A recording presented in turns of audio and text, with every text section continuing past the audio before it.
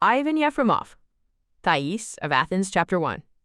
Earth and stars, from out of the west came the wind, strengthening with every gust. Heavy waves, oily under the evening sky, thundered against the shore. Ptolemy was heavier than the others, his swimming skills less. He tired, especially when Cape Colnad no longer protected him against the wind, and struggled behind his friends, Nearchus, Alexander, and Hephaestion. He didn't dare venture farther from the shore, and yet he feared the white fountains of surf spraying off the gloomy, dark rocks. His friends had abandoned him, and his anger at them sucked his strength further. Nearchus, the quiet and taciturn Cretan, was an unbeatable swimmer. He had absolutely no fear of the storm and simply could not fathom the idea that crossing the Faleron Bay from one cape to the next, especially in this weather, was dangerous for the Macedonians, who weren't quite as close to the sea. But Alexander and his faithful Athenian Hephaestion were both desperately stubborn, so they followed Nearchus and forgot their comrade, assuming him lost among the waves. Poseidon's bull, a huge wave, lifted Ptolemy on its horns, raising him high over the sea. From its height, the Macedonian noticed a tiny lagoon nearby, surrounded by sharp boulders. At the sight of it, Ptolemy quit struggling. He lowered his tiring shoulders, covered his head with his arms, and slipped under the wave, praying to Zeus the Protector to direct him into the gap between the rocks and keep him safe.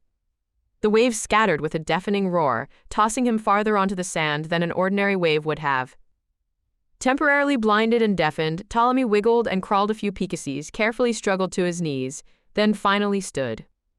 He rocked back and forth on unsteady legs and rubbed his aching head. The waves seemed to pummel him even here on earth. He stood straighter, hearing a sound that did not belong. He listened carefully and heard a brief giggle needle through the noise of the surf. Ptolemy turned around so quickly that he lost his balance and fell to his knees again. The laughter rang again, quite nearby. He looked up and saw a slender young girl of no great height standing before him. She had obviously just emerged from the sea. Water still sluiced down her smooth body, dark with a coppery tan, running in rivers off the mass of her raven black hair. The swimmer tipped her head to the side as she squeezed water out of her wavy tresses. Ptolemy rose to his full height and set his feet firmly in the sand. He looked the girl straight in her brave and merry gray eyes, which appeared dark blue in reflection of the sea and the sky. Her long black lashes did not lower or flutter under the passionate and imperious gaze of the son of Lag, even though, at only 24 years of age, he was already a well-known heartbreaker in Pella, the capital of Macedonia. Ptolemy could not take his eyes off the girl. She had appeared from the foam and thunder of the sea like a goddess, and her coppery face, gray eyes, and raven black hair were unusual for an Athenian. Later he realized the girl's copper skin meant she did not fear the sun, the rays of which were the bane of so many Athenian ladies of fashion. Athenian women tanned too thickly, turning purplish bronze like the Ethiopians.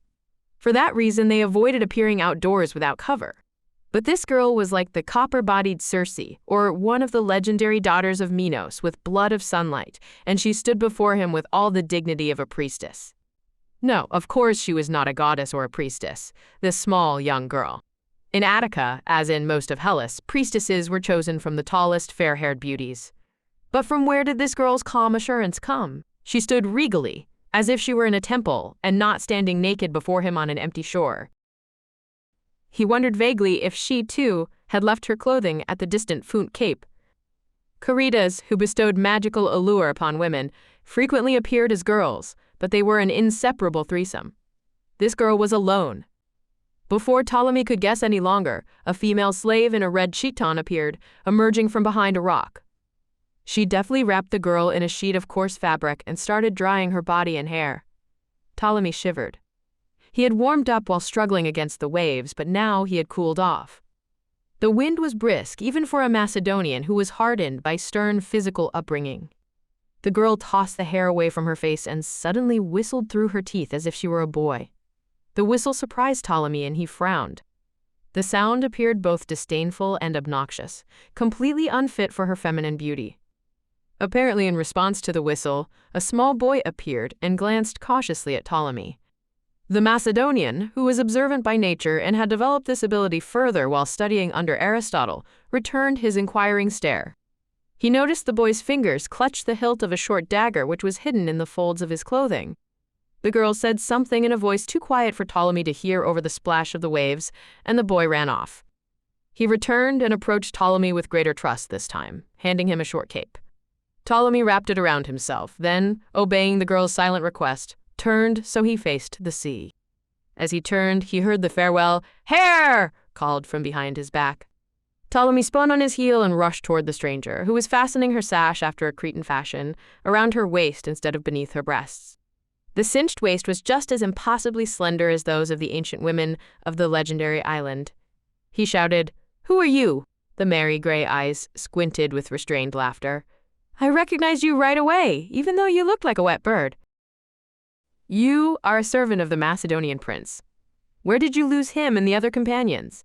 "I am not his servant, but his friend," Ptolemy said proudly, but held back from revealing anything more and possibly giving away a dangerous secret. "But how could you have seen us? I saw the four of you standing in front of the wall, reading meeting requests at ceramic. You didn't even notice me." "I am Thais." Ptolemy caught his breath. "Thais? You? That surprises you so? I read that one Philopatros offered Thais a talent, a cost of an entire trireme, and she still didn't inscribe the time for their meeting. I started looking for this goddess," she chuckled. "Tall, golden-haired, with blue eyes of a tritonid, she who takes away one's heart. Yes, yes." "How did you know? You are not the first, not at all. But farewell again, my horses are anxious to go." "Wait!" Ptolemy exclaimed, feeling suddenly that he couldn't stand to part with the girl. "Where do you live? Can I come to you? Can I bring my friends?" Thais studied the Macedonian. Her eyes lost their twinkle and grew darker. "Come," she said after a pause. "You said that you know ceramic and the royal market. There are big gardens between ceramic and the Hill of Nymphs, to the east of Egesikhora. You'll find my house at the outskirts, clearly marked by 2 olive trees and 2 cypresses." She stopped speaking abruptly and gave him a farewell nod. Then, just as suddenly, she disappeared among the rocks, following a well-defined path that wove its way to the top. Ptolemy leaned forward, shook sand out of his hair, and slowly made his way to the road. He surely found himself not far from the long walls of Munikion. The long trail of dust from Thais' carriage floated toward the tree-covered mountain slopes, already blue with twilight. Her 2-horse equipage traveled quickly. The young hetaera must have had splendid horses. A rude exclamation from behind made Ptolemy leap to the side. Another carriage rushed past him, driven by a huge Boeotian. A fashionably dressed young man with long strands of curled hair stood next to the driver, grinning unpleasantly.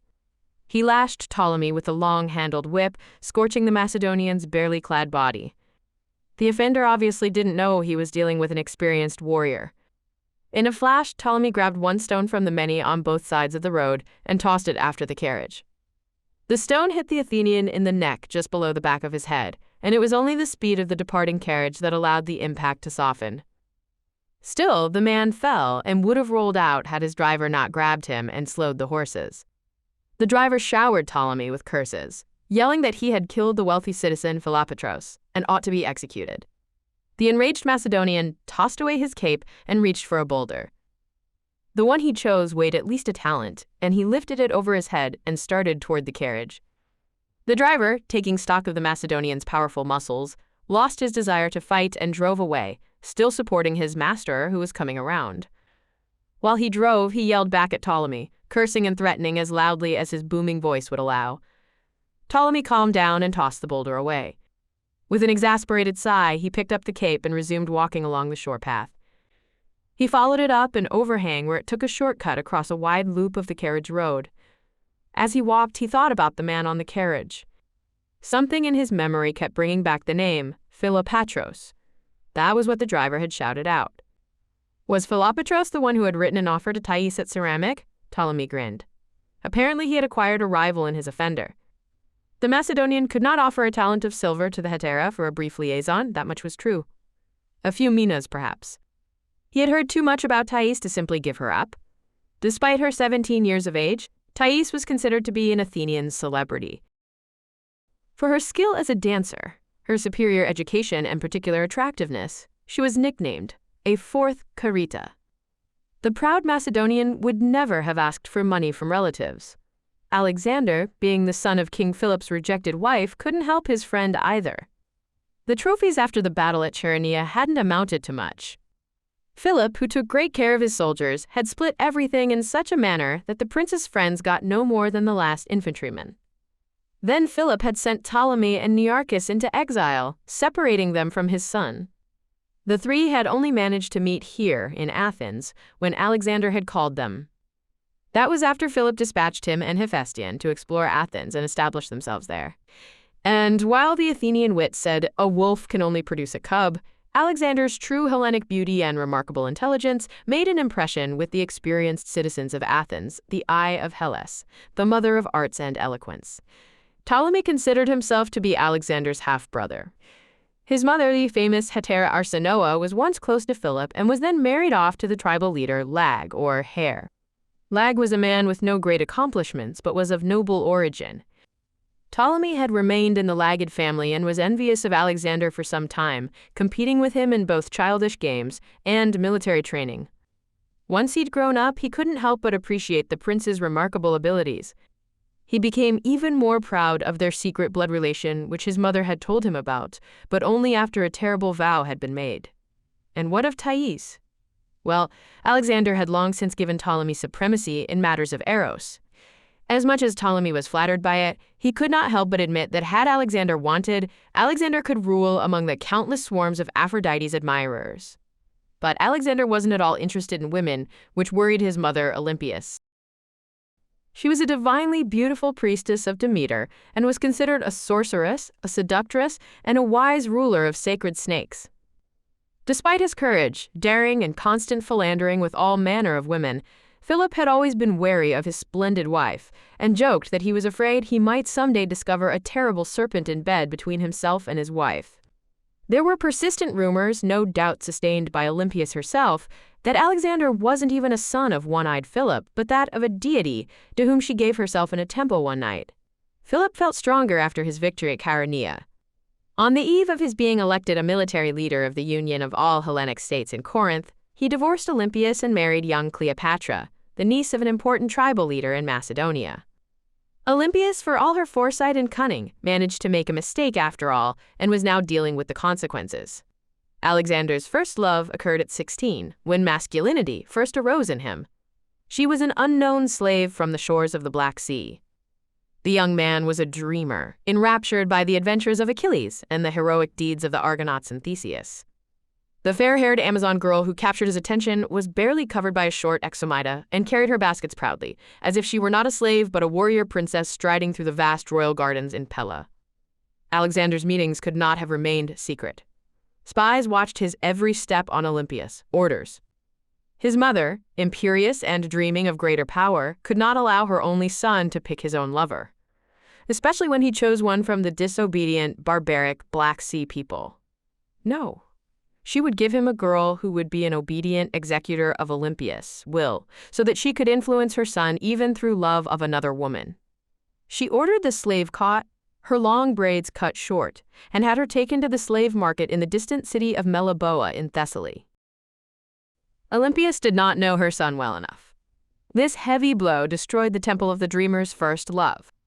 The termination of that dream was far more serious than the simple first affair of a boy with an obliging slave. Alexander understood everything and asked no questions, but his mother had forever lost that opportunity for which she had ruined both his love and the girl. Her son didn't speak a single word of it to her, but ever since then neither the beautiful slaves, nor hetairæ, nor the daughters of nobility attracted the prince's attention. Olympias received no word of any partiality on her son's behalf.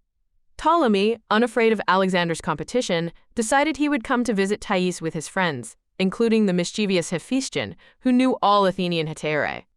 For Hephaestion, gambling and good wine surpassed the games of Eros. That game no longer held the former intensity of appeal for him. It was not so for Ptolemy. Every meeting with a beautiful woman bore the desire of closeness, promising the yet unknown shades of passion, mysteries of beauty, in reality an entire world of bright and novel sensations. His expectations were not usually fulfilled, but tireless Eros pulled him into the arms of merry women again and again. Not the talent of silver promised by Philopatros, but Ptolemy decided that he would win the contest for the famous hetaera's heart. Let Philopatros set out 10 talents, he thought. Pathetic coward. The Macedonian patted the tender mark from the lash strike, swelling across his shoulder, and looked around. A short cape, bordered by a sandbar, swung to the left from the shore and into the troubled, white-maned sea. This was the spot to which the 4 Macedonians had been swimming. No, he thought, correcting himself. Only 3, since he had given up the competition but ended up arriving earlier. A good walker would always cross the same distance faster on dry ground than a swimmer at sea, especially if the waves and the wind held back the ones in their power. Slaves had been waiting for the swimmers, holding their clothes. They were surprised by the sight of Ptolemy as he came down from the steep shore toward them. He'd rinsed off sand and dust, gotten dressed, and carefully folded the woman's cape, which had been given to him by Thais, boy servant. 2 old olive trees stood silvery under the hill, shading a small, blindingly white house. It looked small under the giant tall cypresses. The Macedonians took a short flight of stairs and entered a miniature garden filled only with roses. On a blue sign over the door were painted the 3 usual letters, dark and vibrant crimson, Omega, KSI, and Epsilon. Below them was painted the word cochlean, or spiral seashell. Unlike at other hetaera's houses, Thais' name was not written over the entrance, nor was there the usual fragrant dusk in the front room. Wide open shutters displayed the view of the massive ceramics white houses. Mountain Lycabet, shaped like a woman's breast and overgrown by wolf-infested woods, rose in the distance behind the Acropolis. Piraean road circled the hill and descended toward the Athenian harbor, like a yellow stream among the cypresses. Thais welcomed the 4 friends with a pleasant smile. Nearchus, who was slender and of average height for a Hellenian or a Cretan, seemed small and fragile beside the 2 tall Macedonian and Hephaestion, the giant. The guests settled in fragile armchairs with legs shaped like long horns of Cretan bulls. The huge Hephaestion, fearing he might shatter the chair, opted for a massive stool, and the quiet Nearchus chose a bench with a headrest. Thais sat next to her friend Nanyan, who was slender and dark-skinned like an Egyptian woman. Nanyan's delicate Ionian chiton was covered by a 3 blue himation embroidered in gold with the traditional trim of stylized hook-shaped waves at the bottom. After the Eastern fashion, the hetaera's himation was tossed over her right shoulder, over the back, and pinned with a brooch at her left side. Thais was dressed in a chiton of pink transparent cloth from either Persia or India, gathered into soft pleats and pinned at the shoulders with 5 silver pins. Gray himation with a trim of blue daffodils covered her from her waist to the ankles of her small feet, which were dressed in sandals with narrow silver straps. Unlike Nanyan, Thais' mouth and eyes were not made up. Her face, unafraid of tan, wore no traces of powder. She listened to Alexander with interest, objecting or agreeing from time to time. Ptolemy was surprised to find that he felt slightly jealous, as this was the first time he'd seen his friend, the prince, this enraptured. Hephaestion took hold of Nanyan's thin hands, teaching her the Chalcidian finger game 3 and 5. Ptolemy had trouble focusing on the conversation, so taken was he by watching Thais. He twice shrugged impatiently. Noticing that, Thais smiled and observed him with narrowed, mocking eyes. "She will be here soon. Do not sulk, seaman." "Who?" Ptolemy asked. "A goddess, fair-haired and blue-eyed, the one you dreamed of on the shore near Calipedon." Ptolemy was about to object, but just then a tall girl in a red and gold himation burst into the room, bringing with her the smell of sun-filled wind and magnolia. She moved swiftly, with purpose, a motion which the more delicate connoisseurs might have called overly strong compared to the snake-like movements of Egyptian and Asian female harp players. The men greeted her enthusiastically. To everyone's surprise, the imperturbable Nearchus left his bench in the shadow corner of the room and came closer. "Egesikhora the Spartan, my best friend," Thais introduced briskly, glancing sideways at Ptolemy. "Egesikhora, a song on the road," Alexander said thoughtfully. "This is the case when laconic pronunciation is more attractive than the Attic one. We don't consider the Attic dialect to be very attractive," the Spartan said. "They breathe in at the beginning of each word like the Asians do, whereas we speak openly. And you yourself are open and beautiful," Nearchus said smoothly. Alexander, Ptolemy, and Hephaestion exchanged glances. "I interpret my friend's name as she who leads the dance," Thais said. "It works better for a Lacedaemonian. I like song better than dance," Alexander said. "Then you will not be happy with us women," Thais replied. The Macedonian prince frowned. "It is a strange friendship between a Spartan and an Athenian woman," he said. Spartans consider Athenians to be brainless dolls, half-slaves, locked in their houses like women of the East, not having a single notion of their husbands, business matters. Athenians call Lacedaemonians slutty wives who act like prostitutes and bear dumb soldiers. Both opinions are completely wrong, Thais said, laughing. Egesikhora smiled silently, looking much like a goddess. Her broad chest, the stretch of her shoulders, and the straight setting of her strong head gave her the posture of an Erechtheion statue when she turned serious. However, her face, when filled with merriment and youthful joy, was ever-changing. To Thais' surprise, it was Nearchus, not Ptolemy, who was struck by the Laconian beauty. The female slave served uncommonly simple food. The goblets for wine and water were decorated with black and white stripes resembling the ancient Cretan dishes, which were valued at more than their weight in gold. "Do Athenians eat like Thessalians?" Nearchus asked. He splashed a little from his goblet for the gods, then handed it to Egesikhora. "I am only half Athenian," Thais replied. "My mother was an Ethio-Cretan of an ancient family that escaped the pirates from the island of Theru in order to seek protection in Sparta. There, in Emborion, she met my father, and I was born, but there was no epigamy between the parents, and the marriage was deemed illegitimate. Nearchus finished for her. So that is why you have such an ancient name. And so I did not become a bull-bringing bride, but ended up in a school for hetaera at the Aphrodite of Corinth temple, and became the glory of Athens," Ptolemy exclaimed, raising his goblet. "And what of Egesikhora?" Nearchus asked. "I am older than Thais. The story of my life is like a trace of a snake, and is not for the curious," the Spartan girl said, lifting her eyebrows disdainfully. "Now I know why you are different," Ptolemy said. "A true daughter of Crete in your image," Nearchus laughed unkindly. "What do you know of Crete, Macedonian? Crete is a nest of pirates who arrived from all corners of Hellas, Ionia, Sicily, and Phoenicia. Scum who have destroyed and trampled the country, wiping out the ancient glory of the children of Minos. When I spoke of Crete, I meant the splendid people, the rulers of the sea who long since departed into the kingdom of shadows. And you were right, Nearchus, when you said this is Thessalian food before us," Alexander intervened. "If it is correct that the Cretans are related to Thessalians and those to the Pelasgoans, as Herodotus wrote. But Cretans are the rulers of the sea, whereas Thessalians are horse people," Nearchus objected. "But they are not nomads. They are horse-breeding farmers," Thais said suddenly. "Poets have long since sung the hilly Phthia of Hellas, glorious with the beauty of women. And plains thundering with horses, hooves," Alexander added. "I think Spartans are more likely descendants of the sea people," Nearchus said, glancing at Egesikhora. "Only legally, Nearchus. Look at Egesikhora's golden hair. Where do you see Cretan blood? As far as the sea is concerned, I have seen a Cretan woman sea bathing in a storm when no other woman would have dared," Ptolemy said. "And he who saw Thais on horseback had seen an Amazon," Egesikhora said. Poet Alcman, who was a Spartan, compared Lacedaemonian girls to Enthean horses, Hephaestion said, laughing. He had already consumed a good quantity of delicious bluish-black wine. Ooh! He who praises their beauty when they go to bring a sacrifice to the goddess, nude, with dances and songs, and their hair down akin the golden-red manes of Paphlagonian mares. Egesikhora replied. "You both know a lot," Alexander exclaimed. "It is their profession. They do not sell only eros, but also knowledge, manners, art, and beauty of senses," Hephaestion said with the air of a connoisseur.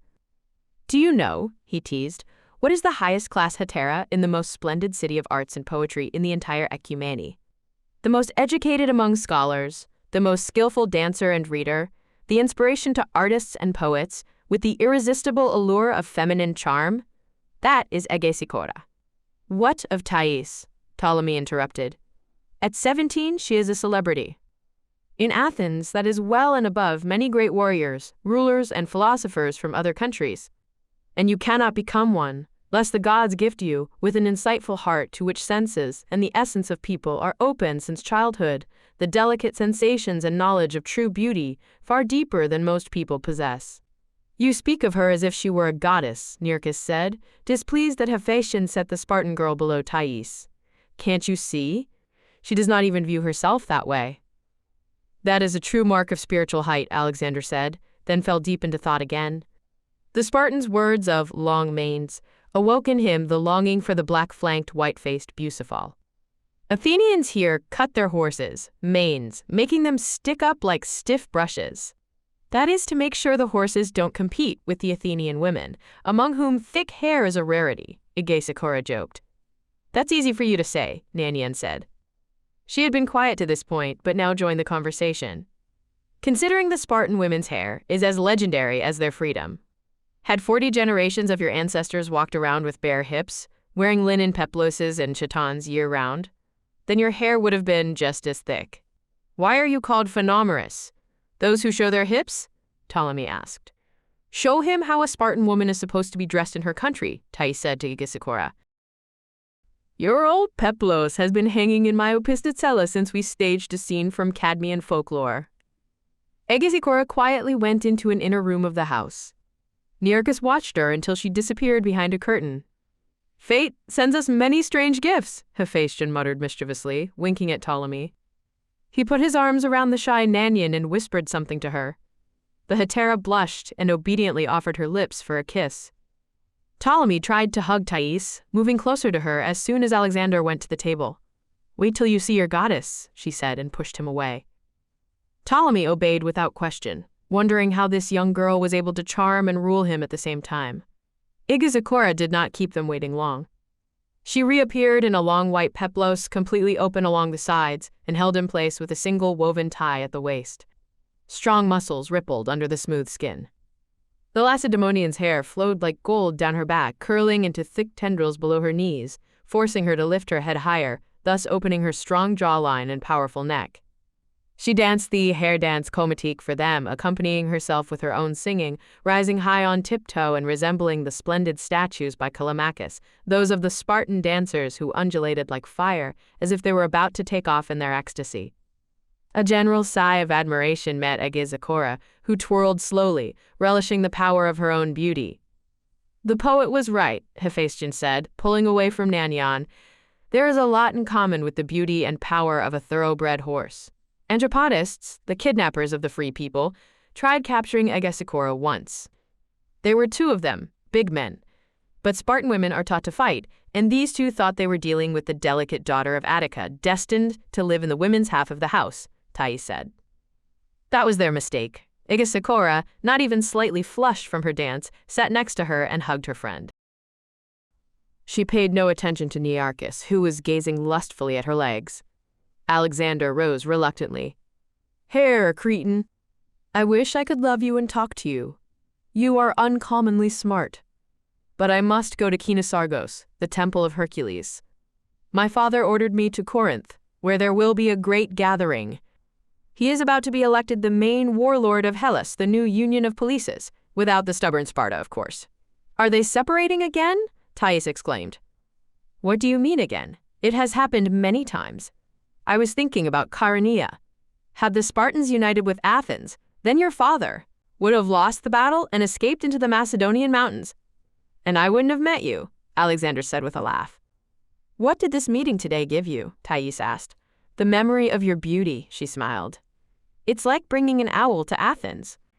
Are there not enough women in Pella? You did not understand. I was speaking of it as it ought to be. The kind of beauty that brings acceptance in life, comfort and clarity. You Hellenians call it astrophase, or starlight-like. Thais slipped from her chair and knelt on a cushion at Alexander's feet. You are young yet, but you said something I shall remember all my life, she said. She lifted the prince's large hand and pressed it to her cheek. Alexander tipped her black-haired head back and said with a tinge of sadness, I would ask you to come to Pella, but why would you? Here you are known to the entire Attica, even though you are not an EOAS, the lists of women. I am just a son of a divorced royal wife. You shall be a hero, she replied. I can feel it. Well, then you shall be my guest whenever you wish. I thank you, and I shall remember that. But you remember also, ergos and logos, action and word are one, as the wise men say. Hephaestion withdrew from Nanyan with regret, though he had already set up an evening rendezvous. Nearchus and Egesikhora disappeared. Ptolemy could not and did not wish to delay attending the Kinosargos. Unable to resist, he lifted Thais from the cushion and pulled her to him. You, and only you, have taken over me. Are you free? Do you wish me to come to you again? She gave him a small, intimate smile meant only for him. One does not settle such things on a doorstep. Come again, then we'll see. Or are you too going to Corinth? I have nothing to do there. Alexander and Hephaestion are the only ones going. And what of the 1,000 hetaera of the Corinthian Aphrodite?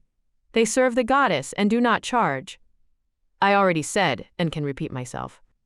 There is only you for me, Thais squinted mischievously, sticking the tip of her tongue between her firm yet still childish lips. Then the 3 Macedonians stepped out into the dry wind and blinding whiteness of the streets, leaving the women behind. Thais and Nanyan, left to themselves, sighed and shared their thoughts with each other. Such people, Nanyan said. So young and already so mature. The mighty Hephaestion is only 21, and the prince is only 19. But how many people have they already killed? Alexander is handsome, Thais agreed. Educated and smart like an Athenian, and hardened like a Spartan, only... Thais paused and shook her head slightly. He is not like the others somehow. I do not know how to say it, Nanyan mused. You look at him and feel his power, and yet also sense he is far away from us, thinking about things that would never occur to us. That is why he is lonely even among his close friends, even though they are not small ordinary people either. Like Ptolemy? I noticed you like him. Yes.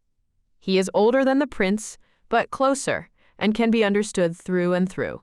As Ptolemy came around the bend, following the path that circled the Barathron hill, the giant cypresses came into view, and his heart filled with an unfamiliar joy. Her house stood before him, seeming simple and plain after 10 days spent in Athens. He made his way up the opposite slope so quickly it was as if a gust of wind swept him along. Feeling the need to regain composure appropriate for a warrior, he paused near the rough stone wall and listened to the rustle of silvery green olive leaves over his head. The outskirts of the city, with its scattering of houses through the gardens, seemed deserted at this hour. Everyone, young and old, went to celebrate at Agora and Acropolis, as well at the temple of Demeter, the goddess of fertility, who was also addressed as Gaia Pandora, the all-bringing earth. As usual, thesmophorias were to take place during the first night of the full moon, at the time of the fall sowing.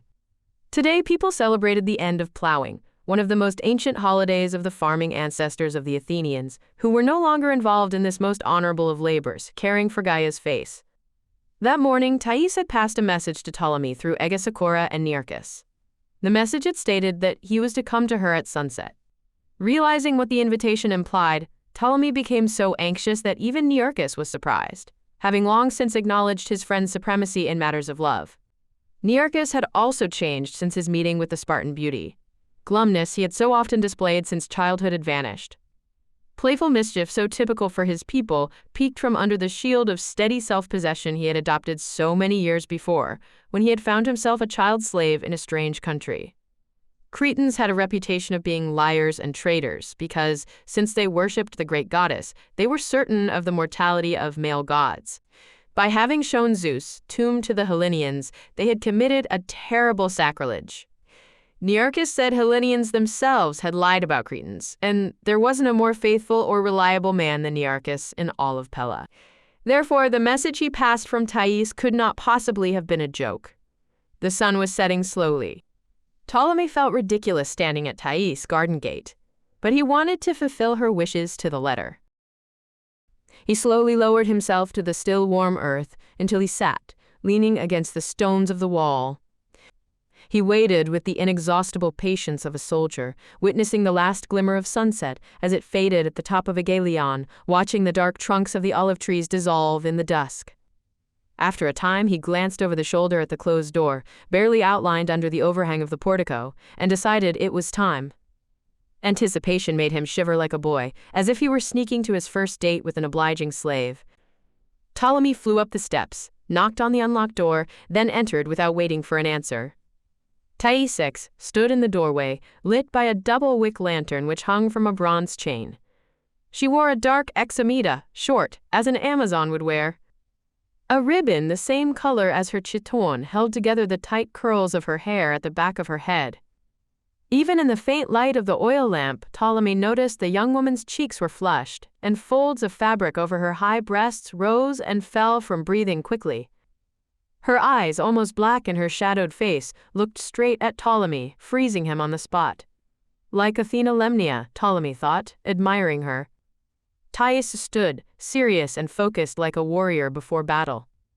With her unwavering gaze and almost threatening tip of her proud head, she really did look like the awe-inspiring Lemnia. "I am waiting for you, darling," she said simply, addressing him that way for the first time. She put so much tender meaning into the word that Ptolemy sighed with impatience and stepped closer, holding out his arms. Thais stepped back and pulled a broad hymation from behind the door, putting out the lantern with its swing. Ptolemy stopped in the darkness, puzzled, and the young woman slipped toward the exit. Her hand found the Macedonian's, clasped it firmly, and pulled him after her. "Come." They exited through a side gate hidden in the shrubs and headed down a path. The path led to the Ilissus River, which flowed through the gardens from Lyceum and Temple of Hercules until it merged with Kephissos. A heavy half-moon hung low in the sky, showing the way. Thais walked quickly, almost ran, never looking back. He felt her intensity and followed in silence, enjoying the straight, regal posture set in the small figure before him. Her shoulders were open, her slender neck proudly supporting her head, which was crowned by a heavy, high-set knot of hair. She pulled the dark hymation close around herself, and it creased deeply to the left and right of her waist with each step, emphasizing her flexibility. Small feet stepped lightly and assuredly, her paracelides, ankle bracelets, jingling like silver bells. Shadows of giant sycamore trees crossed their path, and the couple ran past the wall of darkness toward where a platform of white marble, a semicircle of smooth tiles, shone in the night. Ilissus murmured quietly somewhere below. A bronze statue of the goddess stood on a tall pedestal, her head slightly tilted. She was tossing a thin cape off her shoulders, and her gaze was hypnotic, burning through eyes made of green glowing stones.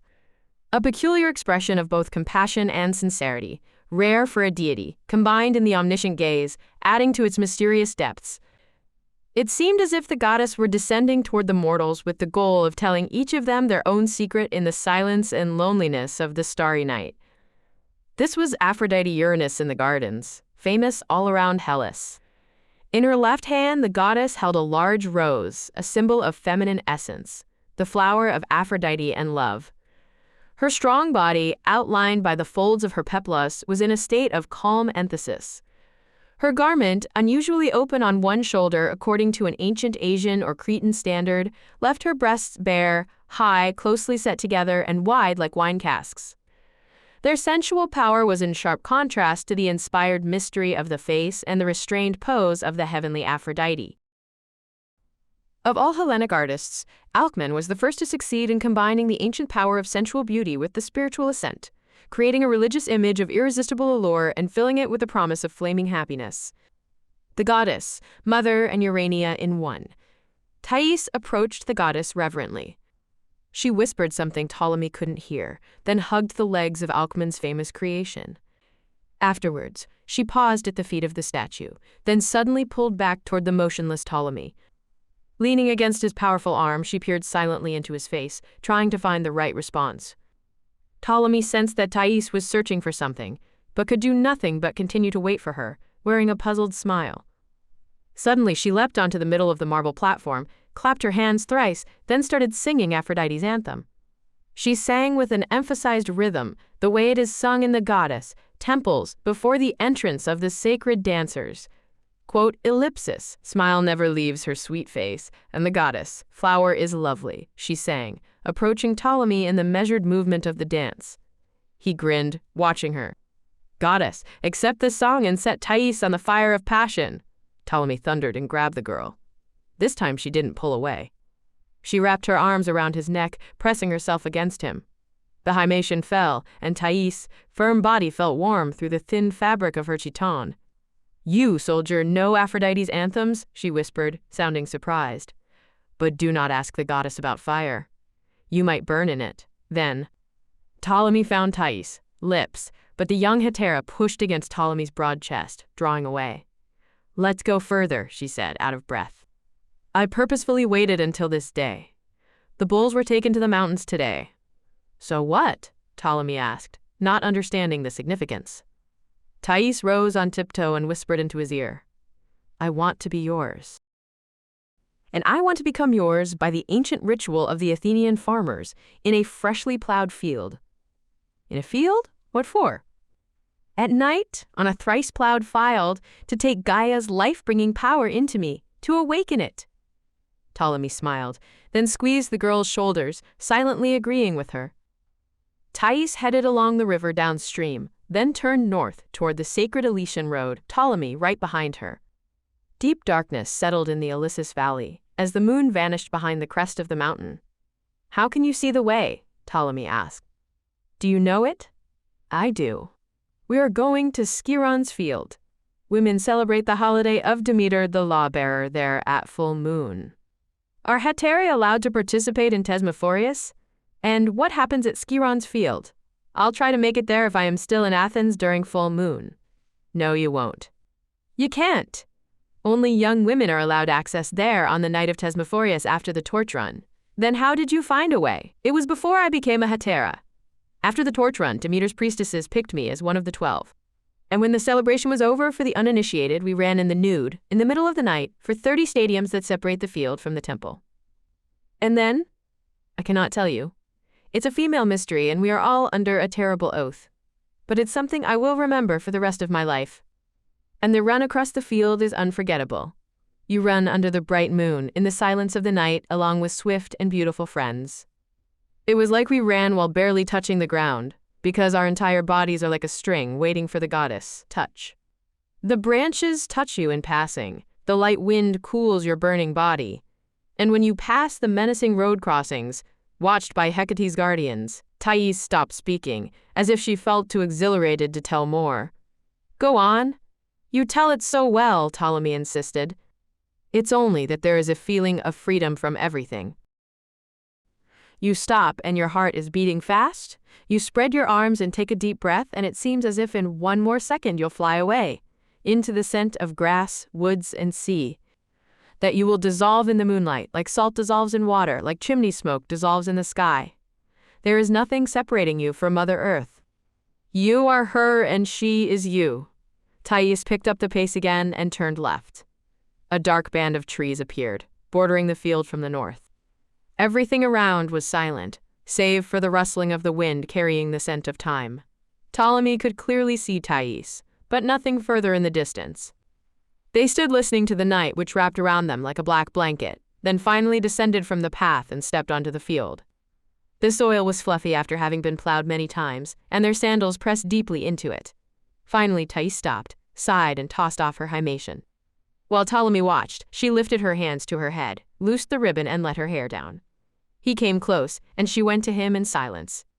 Her fingers dug into the thick softness of Ptolemy's hair. They clasped and unclasped among the strands, then slid over the back of his head and neck. A strong, fresh scent rose from the moist soil. It seemed that Gaia herself, eternally young and filled with life-bringing energy, had spread herself across the field in powerful languor. Ptolemy, filled with the strength of a titan, every muscle in his powerful body became as firm as bronze. He swept Thais up in his arms and lifted her toward the glittering stars, challenging the indifferent eternity with her beauty. Some time passed before they returned to reality on Skiron's field. When his mind cleared so that he could think again, Ptolemy leaned over his lover's face and whispered a verse from his favorite poem. He regretted now that he knew so few compared to Alexander's vast knowledge of poetry. "Asperos isagazo aster amos. You are looking at stars, my star." Thais slowly turned her head, gazing at Ptolemy.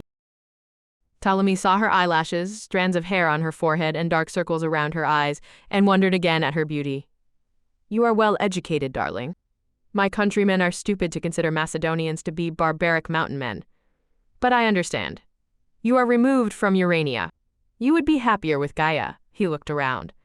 The edges of the field, which had seemed endless in the dark, now seemed nearby. The long end of summer night was over. Thais propped herself on her elbow and watched in amazement as the dawn rose from behind Gemet.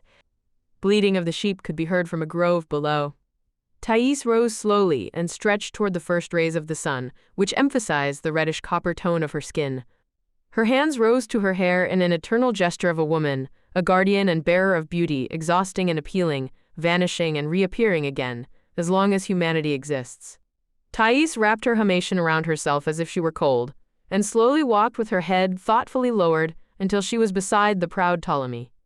When they reached the Elysian road, Thais went to the temple of Aphrodite Urania, directly across Ceramic. You are back to your heavenly queen of love, the Macedonian said, laughing. As if you are not an Athenian. Aristotle said that the first people to worship Urania under the name of Anachita were some ancient people. Were they Assyrians, perhaps? Thais nodded. They worshipped her even before that when they were on Crete, then on hetaera, where Urania stands armed, then Theseus. Father Aegeus set up her temple in Athens. Thais said reluctantly. But you must not come with me. Go see your friends. No. Wait, she said urgently. Stand to the left of me. And, not minding the passers-by, Thais clung to Ptolemy and made Hecate's protective sign with her right hand. The Macedonian looked, but saw nothing but an old, forsaken sacrificial stone that must have been richly decorated at one time, with a trim of massive, dark stone. What is it that can frighten the brave Thais? The Thais I know is not afraid of the night, the starry sky, or the gloomy road crossings ruled by Hecate. She shuddered. It's a sacrificial stone of Anteros, god of anti-love, love's terrible and cruel antithesis. Even if Aphrodite herself is afraid of the powerful Eros, we, her servants, are even more afraid of Anteros. But say no more. Let us get away from here. They climbed into the marble glow of squares and temples, above ceramic and the market. Tell me more of Anteros, Ptolemy asked. Later. Geliane. Thais lifted her hand in a farewell gesture and ran up the white steps of Urania's temple. A few weeks later, Thais sat in the garden, enjoying the last pale roses and clutching a himation around herself as protection from the brisk wind. Dry leaves rustled, sounding eerily as if ghosts stepped carefully over the couple, making their way to their unknown destinations. Ptolemy handed Thais a simple cedar box and touched her knee. She glanced questioningly at the Macedonian. It is my anacalypterion, he said solemnly. He was surprised to receive a peal of laughter in response. You shouldn't laugh, Ptolemy said sternly. Why not? You brought me a present normally given by a husband to his new bride after the wedding, as he is about to undress her for the night. But you give me your anacalypterion on the day of our parting, and after you have taken off my garments many times. Is it not too late? Understand, Athenian or Cretan, he said, frowning. I still do not know who you really are. Does it matter? Or do you dream of a girl whose ancestors are from the EOAS? The lists of women. As I understand, any true Cretan woman is of more ancient bloodline than all Athenian foremothers taken together, quote, Ptolemy objected. I don't care anyway. This is different. Up until now, I haven't given you anything, and that is bad manners. But what do I have to offer compared to the piles of silver you receive from your admirers? Only this. Ptolemy knelt on the floor before her and opened the box in Thais' lap. The statuette of ivory and gold was unquestionably old. In fact, no fewer than 1,000 years had passed since an incomparably skillful Cretan sculptor had created this image of a tauromachia participant, a player in a sacred, dangerous game. The game was played with a particular breed of giant bulls, bred on Crete and since extinct. Thais carefully picked up the little statue and touched it with her fingertips. She sighed in delight, then laughed so infectiously that Ptolemy smiled as well. Darling, this piece is worth that very pile of silver of which you dream. Where did you get this? At war, Ptolemy replied. Why didn't you give it to your friend Nearchus, the only true son of Crete among you? I wanted to. But Nearchus said that it was a woman's piece and would bring bad luck to a man. He is subject to the ancient superstitions of his country. Did you know that at one point his people considered the mother goddess to be the most important of all heavenly dwellers? Thais glanced at the Macedonian thoughtfully. There are many people here who believed and still believe the same thing, she said. And you too, perhaps? Thais closed the box without answering, then rose and led Ptolemy into the inner room of the house, toward the warmth and the smell of sessions. Thais occasionally did her own cooking and had prepared the barley buns with honey, fried in butter. They were particularly tasty. After setting her guest down, Thais fussed around the table, putting out wine and spicy sauce for the meat. She already knew that Macedonians were not fond of fish, though the dish was so popular in Athens. Ptolemy watched her silent movements, entranced. Dressed as she was in a transparent silvery chiton of Aeolian cut, made of the most delicate fabric imported from Persia and working in a room shaded with green drapes, Thais appeared to be dressed in moonlight, akin to Artemis herself. She had let her hair down, tying it in the back with a simple ribbon, like a Pyrrhian teenager, and looked every bit an embodiment of merry youth, daring and tireless. She carried this quality in combination with the assured wisdom of a woman, aware of her beauty and capable of avoiding the traps of fate, the ability of a famous hetaera in the most splendid city in all of Hellas. The contrast was devastatingly irresistible, and Ptolemy clutched his fist, nearly moaning at the agony of their parting. More likely than not, he was losing Thais forever. "I cannot help leaving," he said, feeling the need to explain himself. "The prince's matters are going poorly. He had another argument with his father. After that, he escaped to Epirus with his mother, and I am afraid his life might now be in danger. Alexander won't abandon his mother, and she is starved for power, a dangerous thing for a former wife," she frowned, confused by his explanation. "Am I reproaching you?" "No, but that is what is so hard." Ptolemy smiled sadly, feeling uncertain. Thais felt sorry for this young, yet hardened warrior. She sat next to him, caressing his coarse, wavy hair, cut short as was required by army rules. Ptolemy stretched to kiss Thais and noticed a new necklace, a thin, intricately woven chain of dark gold, connected in the center by two sparkling stars of bright yellow electron. "Is that new? A gift from Philopatros?" the Macedonian asked, unable to keep ugly tone of jealousy out of his voice. A brief, quiet giggle, so typical for Thais, was his only answer. He kept waiting, so she finally answered.